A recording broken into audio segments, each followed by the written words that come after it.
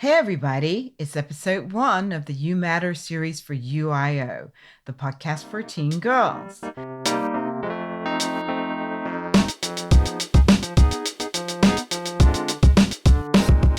Hugs to everyone, and thank you for joining UIO, the podcast for teen girls. It is for you and about you inside out. I am Sonja Lewis, your host. Today we're talking about the ability to hone your own voice when it comes to standing up for the things you believe in and having the confidence to express your opinion, the ability to deal with conflict, and so much more. Your voice matters. And here to help you express it in the best way possible is author of the best-selling book, The Teen Toolbox, Cai Graham. Also a parent, mentor, podcaster, and an international speaker, Cai says it is her mission to help parents support their children so that together we can build a mentally healthier and happier generation of young people. I am so thrilled to have Cai with us today. Welcome, Cai, and thank you so much for joining us on UIO. Sonia, I am so thrilled that I've got this opportunity to chat to you and to chat to your audience as well. So thank you. So voice is important throughout life. It's so important. But during our teen years, the need to use our voice feels so weighty, if you will. It really matters from so many angles, such as confidence, communications, and even conflict resolution. Like I said, it's throughout our lives, but it just feels heavier when we're teenagers.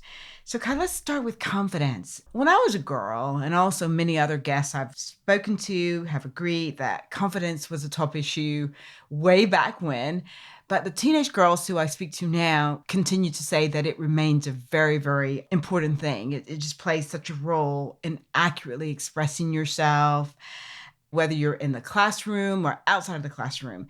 So can you talk to us a little bit about what can a teenage girl do to boost her confidence, whether she's at school or at home, really to be able to express herself quite clearly? I can relate to this because I was a young teenager who had sort of crashing issues of lack of self-confidence and was always the wallflower and always felt that it was safer to stay under the radar and just stay on the sidelines and that was sort of my sort of modus operandi. But I think the thing is that for young girls especially, but for young teens to understand actually the difference between self-esteem and self-confidence, because once we start understanding that, then it helps us a little bit more. And we talk about self-confidence. Self-confidence is actually how you feel about your ability to do something.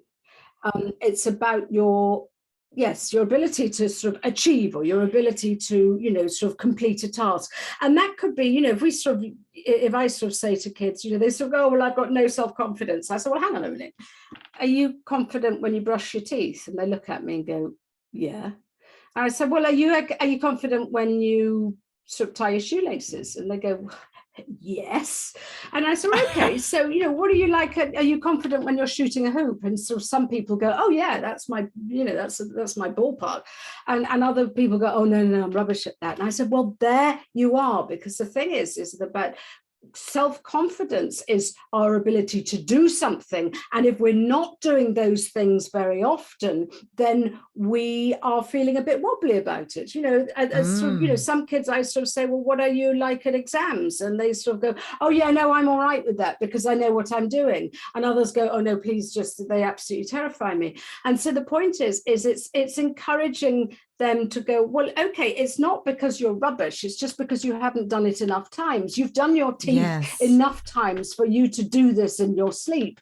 And so when kids go, oh, okay, right, so just because I feel terrified about public speaking, or just because I feel terrified about, it's not because I'm likely to be rubbish at it, it's just I haven't got the muscle memory yet. And so when they realize, and the trick is the word yet. So when we sort of, it's giving them the confidence and the knowledge to, do you know what? Have you heard the phrase, face your fears and do it anyway? Because the more you do that, the more you train the brain that actually oh, okay, the sky hasn't fallen in and I did okay there. And if you didn't do okay, let's get some feedback and find out why not. Yeah. So And do better. so I think the thing is self-confidence isn't really about, am I a great person? It's, do I feel okay doing this thing?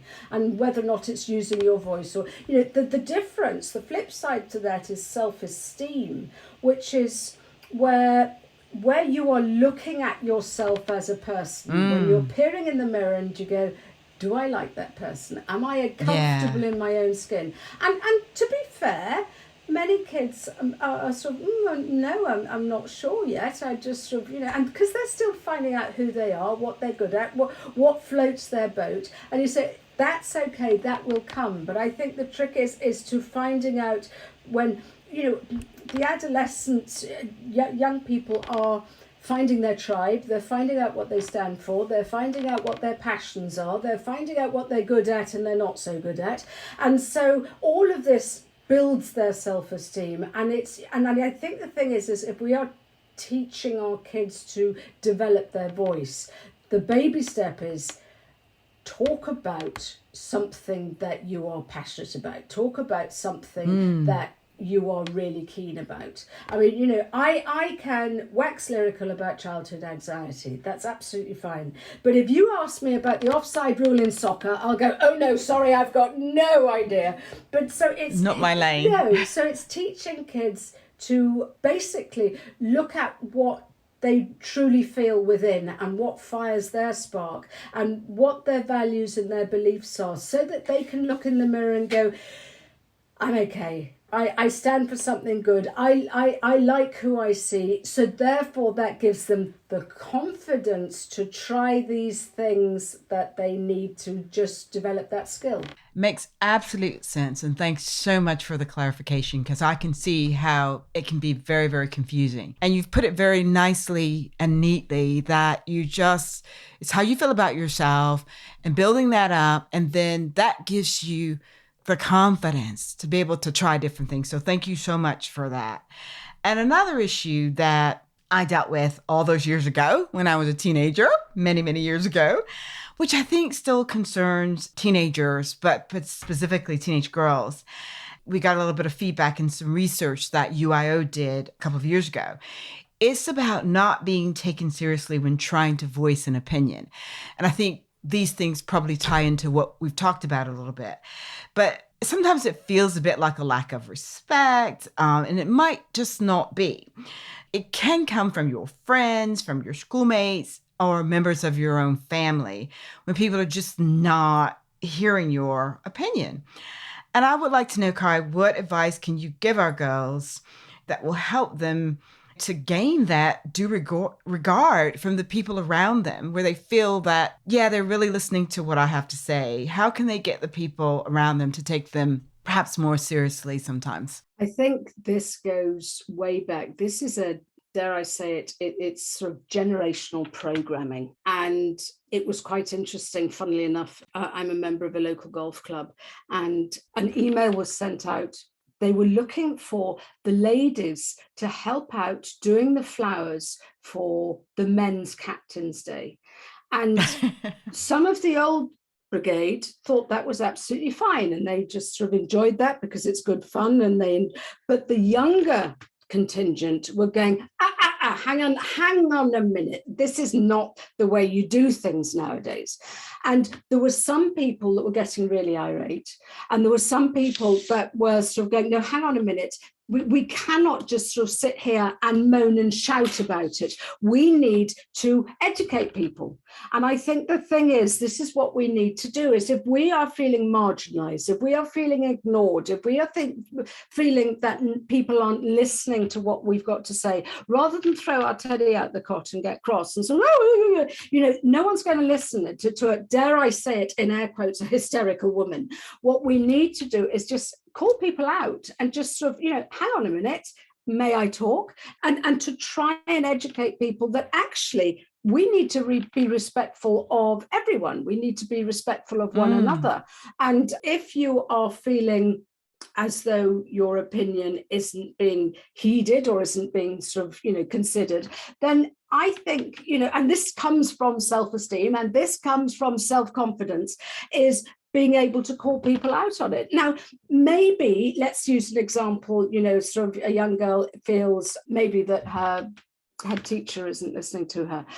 Oh, that's quite a big step to sort of say, hang on a minute, I need to speak here. So why not do the baby steps again? It's a bit like learning to brush your teeth again and again and again. Why not just sort of start practicing at home and start practicing with your friends and sort of, and so if you are feeling as though your opinions or your voice or your feelings aren't being validated, then say so in a sort of a calm and measured way, and just explain it, and by sort of explaining to people, not you're doing this wrong and sort of sounding accusatory, is sort of saying, when I hear this, it makes me feel. And so actually what then's happening is that it's bringing the empathy in. And so the other person is going, oh, well, hang on a minute, I think I've made them feel that way. Maybe I need to adjust it. So rather than go, you never listen to me, that's the old stuck record for many parents. Of course. But it's sort of,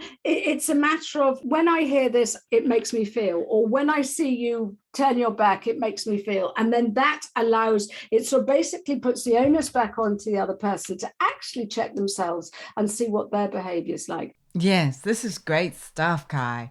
It's a segue to two things. I thought it was going to be to one, but I thought I'm going to throw two questions at you because they're very, very similar. They overlap. And I think I'm going to jump to a question that I was going to ask you about girls getting boys, their peers, to be able to take them seriously. And what this is all about is, so much research shows, and you've touched upon it as well, that girls grapple with many issues disproportionately to boys, such as body image. Not that boys don't have these issues, but then unique issues such as, dealing with their periods, for example.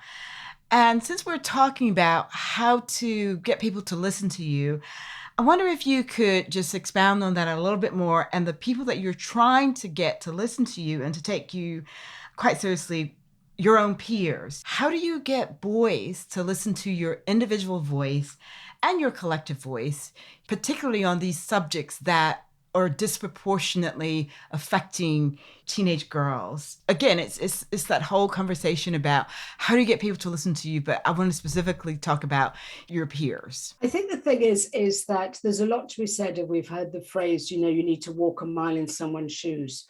And I think guys don't understand that. We've heard time and time again, they just don't understand the female brain. They don't know how it works. Well, actually, right back at you guys, because we actually sometimes struggle with the way that, your mind works.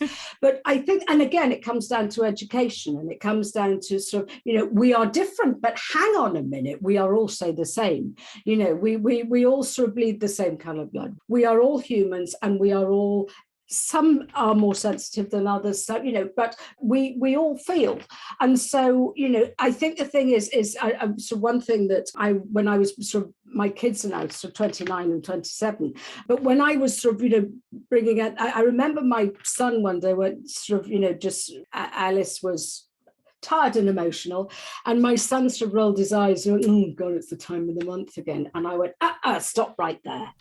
And and it's explaining what's going on. It's explaining about hormones. It's explaining, and sort of and allowing him to sort of understand, and I was sort of saying to him, well, when you sort of you're in the locker room, or when you're doing this, or when and you're all muddled and confused and you don't know what's right or wrong, this is what's going on. When you can't even think straight, and yes, it probably is hormones, and yes, it is the adolescent brain, you felt like that. Now imagine if we just rolled our eyes and you went, oh, okay, yeah, that's fair shout. And and some of his friends who didn't have sisters, whenever they sort of came to visit, it was just I tried to bring Alice up and say, don't go and get bolshy and start yelling at them, because they'll just go, see, I told you so. And it's going, no guys, listen, this is how it is. This is what, and actually actually being brave enough to explain what's going on, whether or not it is hormones, whether or not it is emotions, whether or not it is the way that the male generation are treating the female generation. Thankfully, we're getting there, but it's very, very slow. Yes.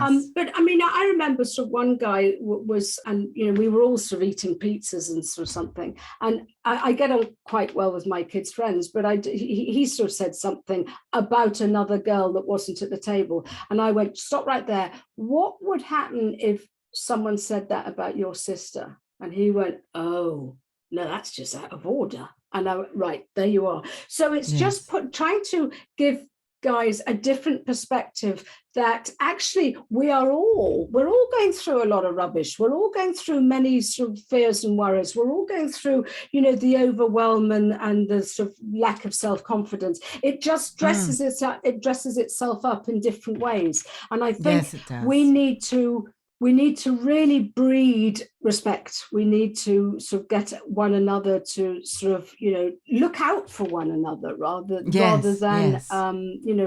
try and bring each other down. Because the power in unity, whatever sex they are, that feeling that your mates have got your back, that is what builds our kids up. And that's what allows our kids to take bigger baby steps to improve their self-confidence and to improve their self-esteem. But I would just say it's education. It's having those tricky conversations without blame, and just sort of thinking this is, rather than sort of blaming someone for maybe being ignorant and not knowledgeable on a certain area, is to say, right, just give me 5 minutes. I'm going to tell you what's going on here. I think that is so key. As you said, education is so key, because so many times we don't tell people and we just expect them to know. And I think that's so key. And then just being respectful and so forth and so on. Let's get back to the other question that I think is also linked to what we're talking about. You're having these conversations and you've managed to communicate with your peers, but we all have different worlds and sometimes they do collide. And girls have of course, their school, their social groups, home, and so on. And it can be easier to get your point across with a friend than with a parent, for example. And I know when I was growing up, I had amazing parents, but of course, when you're a teenager, you don't always think that. I thought that some of their views were outdated. And in hindsight, sometimes I think they were just different to mine, because they were in a different generation. I do think that it would be lovely to get your take on how can any of our listeners express their concern, with a family member who might hold views that are in direct conflict with their own. And we've seen a lot of this in our new evolving world, with coming out of a pandemic or still being in a pandemic and so forth and so on. How can we express our opinions with the people who are older than us and who are perhaps our guardians and things like that, when they're sort of, I don't know, radically different or a little bit different? I think I'm a master practitioner in NLP, which is basically sort of understand the wirings of the brain to get sort of better results. And what we do say is that if we look at it from the mindset of every person is doing the very best they can with the knowledge and the resources that they have. And this often happens around, we have sort of lots of, even though we're sort of, a scattered family, we have lots of family time and sort of celebrations together. Listening to my kids, trying to educate my mother is really, really quite interesting, because in the past, my kids used to sort of think, oh, well, no, she's not going to change. And that's really antiquated. And, oh, my gosh, you're not even allowed to say those words nowadays. And and they used to just sort of to ignore it. And then Jack got to the stage where he went, I can't let this go. I need to have this conversation. I need to challenge my grandmother's opinions. And I remember the first time he sort of challenged her, she sort of literally, the eyes, she looked like sort of startled rabbit, as if to say, sort of, hang on a minute, young man, I'm the matriarch here. And actually Jack went, no, please, just give me a minute here. Just let me and she did. She sort of sat back and listened. And now, a few years down the line, she sort of phones me up and she said, I've just had a fantastic lunch with Jack, and it's awesome. And, and I sort of come back to Jack and go, what was it about? He said, no, she needed told again, but in a kind sort of way. So I think the thing is understanding that you're never going to have the same points of view as sort of, everyone. Yeah, you've come from different generations and different experiences. And that has to be respected. Getting sort of my kids to understand that sort of Granny was sort of born in the war and she has sort of been through rationing. And the very thought, bless her, of trying to get her onto a WhatsApp sort of group. They started off without telephones and without sort of TVs. So look how technology's gone. So previous generations are always playing catch up. I myself have had many, many enlightening conversations, especially with my son over politics. And we used to be very, very, very different. And actually, the more I listened to him, the more I was gravitating towards his point of view. And I think the thing is, if there's adults listening to this, we need to understand that we should be learning from our kids as well as teaching them. And I think the thing is, many a time adults are sort of do as I say and not as I do, and yes, and I think the thing is, we need to have that sort of mutual respect of our kids are born into a different time, and so they are going to have different experiences. They're going to have different outlooks. I am hugely embarrassed by our generation and previous generations of mistreating this planet and how we are handing it over to our young. And so we need to sort of acknowledge that not everything we have done is correct. And we need to be guided by the passionate young people who are trying to pick up the pieces of our mess. So to any sort of young people who are sort of saying, but how do I get heard? I say, just keep going and keep speaking to.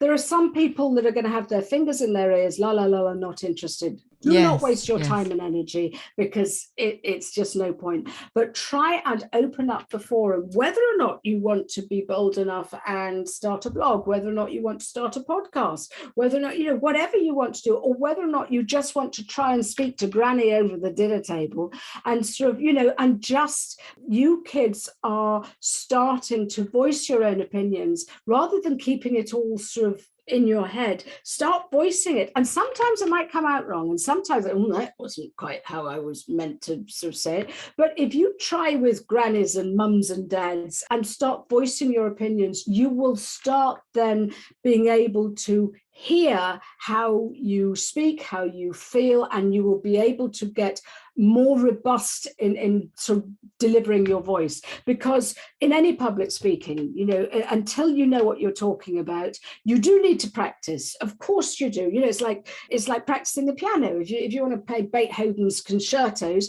you don't suddenly sit down. You've got to do the donkey work. You've got to do the muscle memory. So voicing your opinions and having the sort of strength of character to go, no, but this is so important, then start talking about it. And you will be a bit rough around the edges to begin with, and it might sound a bit muddled, but the more you speak, the more polished it sounds. And just again, like brushing your teeth, the more you practice it, the better you get at it. So it'll be a bit wobbly to begin with, but just keep on going, because we need to hear your voices. Absolutely. I think that's absolutely fantastic advice, just to keep voicing and keep talking to the people around you. And you said earlier about the importance of it's how you say things too, and we as adults need to listen.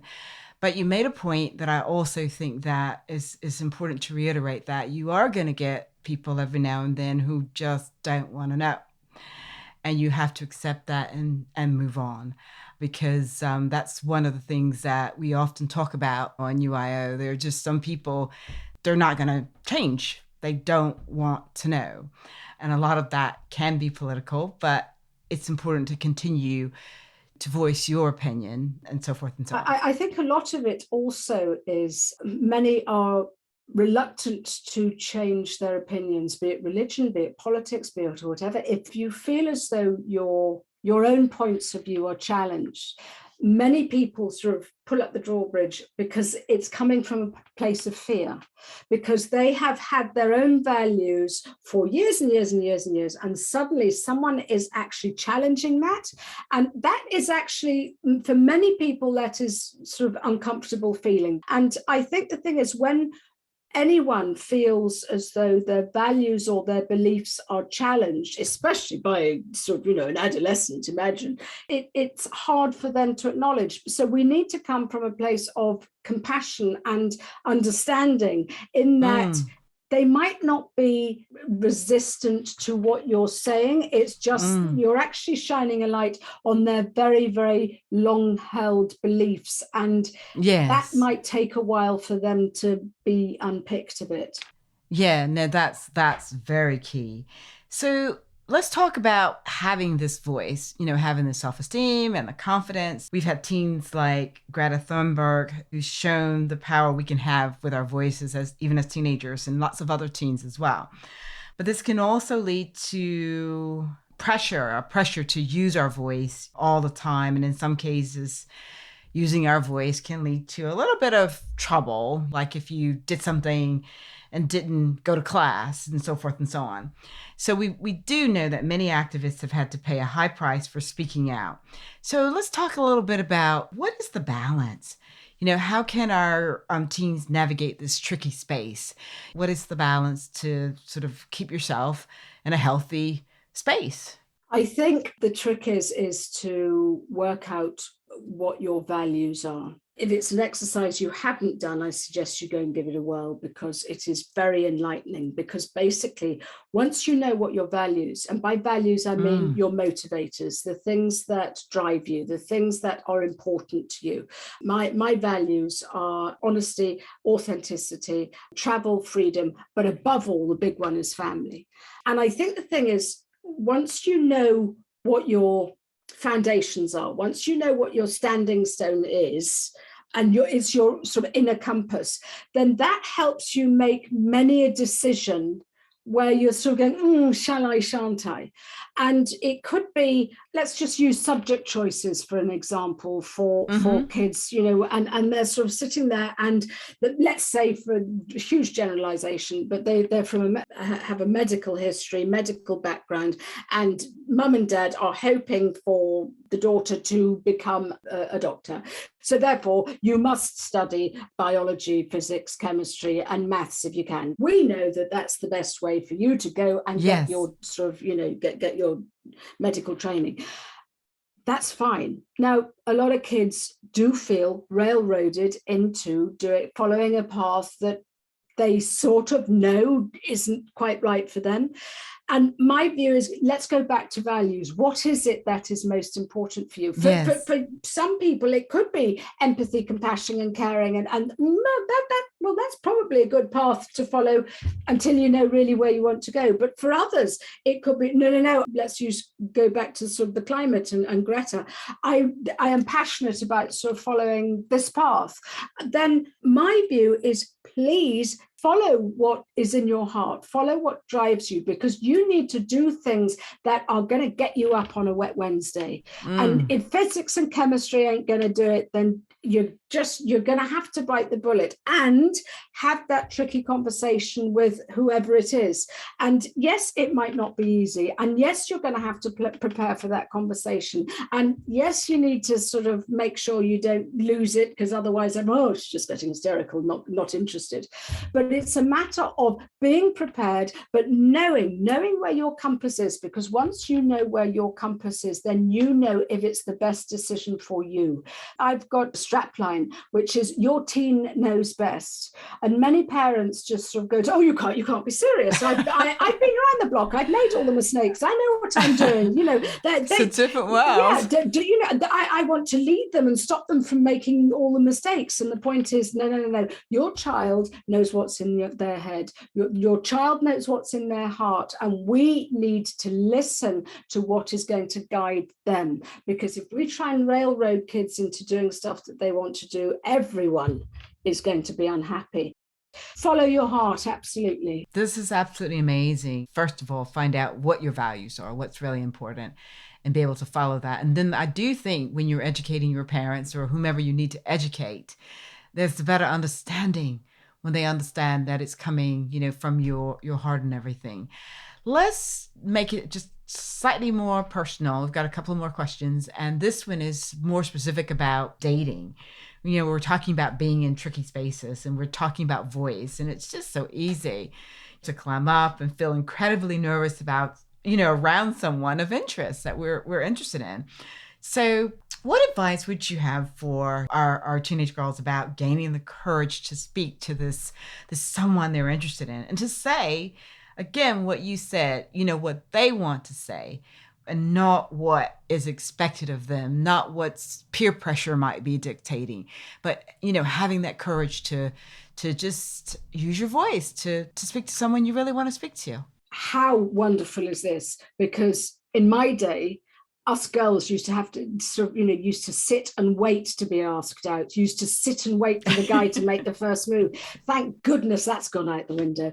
Well, some people probably don't think it's gone out the window. Well, I jolly well think it does. We do. Yes, absolutely. And I think, girls, you've got a voice, blimmin' well use it. And the thing is, I don't know if you've heard the phrase, you've got to kiss many, many frogs before you find your prince or princess. And so the point is that it's a bit like sales. My son was in a job for doing sales for a while, and he found it demoralizing. And he just sort of said, this is just the amount of time people have sort of put the phone down on me. And I went, yeah, hang on a minute. But statistically speaking, there are loads of yeses out there. So every no that you are being hit with is one step further to the yes that's just right in the corner. So I think the thing is to remember about the self-esteem. Are you liking the person in the mirror? And do you know what? If you start opening up a conversation with someone, significant person that you've got your eye on, and if they sort of shut you down or they're not interested, A, their loss, but B, also realize that they're probably terrified as well. So don't worry. I mean, the thing is, we all sort of think, oh, I'm the one that's not I'm not sort of self-confident enough, and everyone else looks like they've got it all together. No, we're all wearing masks, we're all pretending. This is the game of life, and it just, some are pretending better than others. So you have to remember that we are all in the same boat. We are all just trying our very best just to sort of get through this. And so just ask that person out or strike up a conversation. The thing is what you tend to find to begin with is that you are drawn to people where you have sort of, the same sort of views and the same sort of interests. So strike up a conversation on that. And I don't know, ask a few people round for a coffee. Or, I mean, my kids used to sort of have a load of mates round because there was one particular person they liked the look of. That's a great idea. Have people round as a group and sort of try and work it from there. But if someone's not interested in you per se, then I tell you what, it's their loss. Rather than waste your energy on chasing the people that aren't interested, just put your energy into finding those people that make your heart sing, because that's going to be a lot more fun. It's go for the positives rather than the negatives, but you do have to kiss a few frogs, and you might not realize they're a frog until a couple of dates down the line, and that's okay. It's better than sitting on the end of your bed feeling sorry for yourself. And remember that every no is one step further to a yes. Yes, I think that's great. And I love the suggestion about sort of being with more than one person, have a lot of friends around, because you get to know people. Well, then the banter, yes, and it's slightly more relaxed. Yeah, and you might decide in that group conversation, oh, okay, that's not really Precisely. What I thought it was. Sometimes it's the quieter ones, which is always quite exciting. Yeah, I think that's really good. You touched upon social media, and I do want to talk a little bit about social media before we get out of here. It's just a lot of pressure. I mean, social media is really great, but we do live in a time where it's a very big part of our teenagers' lives. That's what they do. They've grown up with it. That's what they know. We're preparing for the future. We're having a great time in our lives now, because I'm of the opinion that it's so important to find happiness and peace in the space you're in. No point in sort of wasting your life worrying about growing up. Enjoy your space with reference to the future.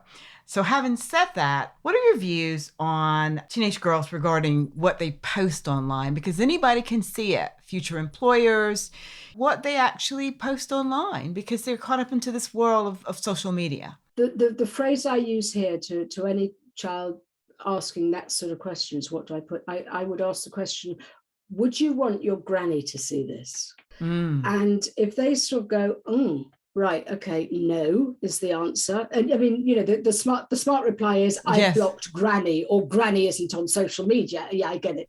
But Yeah, but well, but the point is, Granny can get there yeah, oh somehow. yeah, our granny's sort of, she doesn't know how she gets there, but she sees all the holiday photos of the kids, and that's fine. So she manages. But the question is do you want granny to see this? Sometimes you sort of see it on Twitter that so and so has been, an influencer has been sort of dropped by a brand because of something they said when they were 16. So this is fact. This happens. So be respectful always. Would you want your granny to see this? Be it sort of photos, or be it comments as well, because those are Yes. hugely Yes. important. Not being funny, yes, as far as social media is concerned, this is a big thing. So if you are 13, 14 and think it doesn't matter, my son-in-law has been headhunted initially by his online presence. He's on LinkedIn, but I can bet my bottom dollar, not only have they looked at LinkedIn, but they've looked at Instagram, they've looked at Facebook. So they know, is he a team player? Is he the sort of guy that we're looking for? Is he truthfully doing what he says he's doing? But it's all these Yes. things. Yes. People now are able to build up an online portfolio about you if they're interested in having you on their side. And so whether or not you want to be a social developer, a captain of industry, an activist in sort of climate change, or influence it, whatever you want to do, people are able now. If I meet someone and on a professional capacity, you bet the first thing I do is Google them.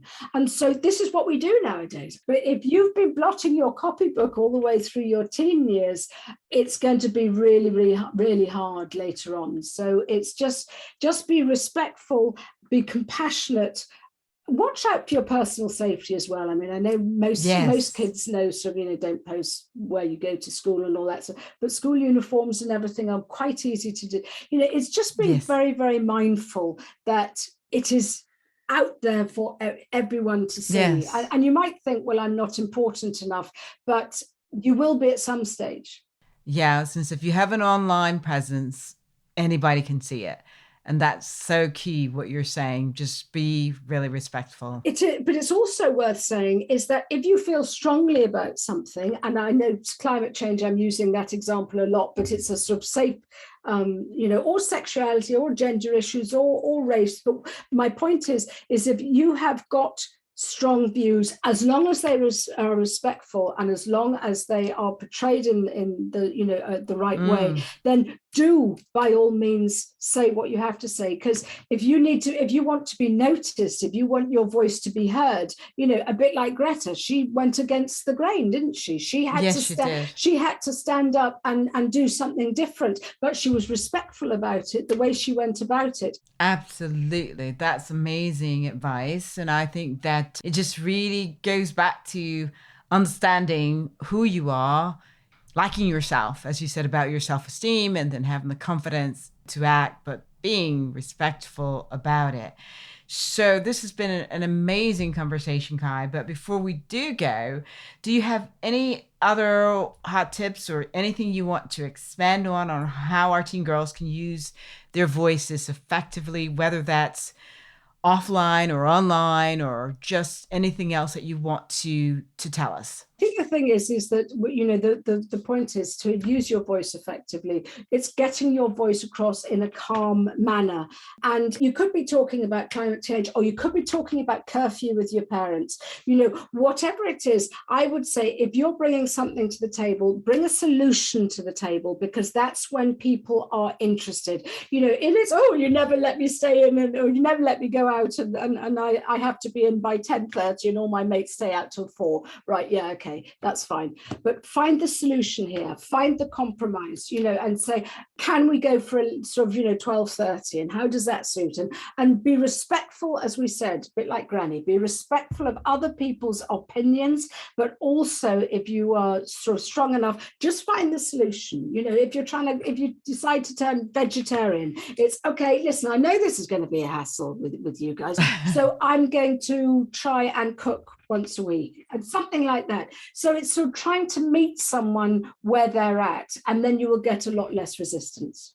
That's a great note to end on. Meeting someone where they're at is sort of like the song Meet Me Halfway. And I remember a podcast a few years ago with a couple of teenage girls who are now young ladies. And one of the points that they made when I said, what do you want to say, to adults or parents at the end of the podcast? And it was that communication, this meeting me halfway thing, it works both ways. Absolutely. Just as you don't want me to sort of yell at you and jump up and down and scream, I don't want you to yell at me and jump up and down and scream. Let's have more effective communication and meet each other halfway. So that is a great note to end on, Cai. Well, thank you so much for being our guest today. And it's just been so informative and uplifting. Just an amazing show. Thank you. Thank you so much indeed. That is a wrap for UIO. Your Voice Matters, with lots of valuable insight from Cai Graham. Thank you, girls, for listening, and thank you, God, for the opportunity to do the show. Today, I pray for the individual voice and collective voices of teenage girls everywhere, that they will have the confidence, the courage to speak out about issues that matter so much to their well-being. And I pray for a safe environment for them to do so. Also, I pray that all girls will know that their voice matters. I ask these blessings in the name of Jesus Christ. Amen. Tune in next week for the second episode of our You Matter series for some straight talk with Donna Morgan on getting the most out of your education. Meanwhile, hit me up on Twitter at Sonja Lewis, Instagram at Sonja D. Lewis, Facebook, sonjalewis.com/UIO-podcast. Let's keep these conversations going and keep sending those questions and comments on any of our episodes. Take care of you inside out, and remember, it is UIO.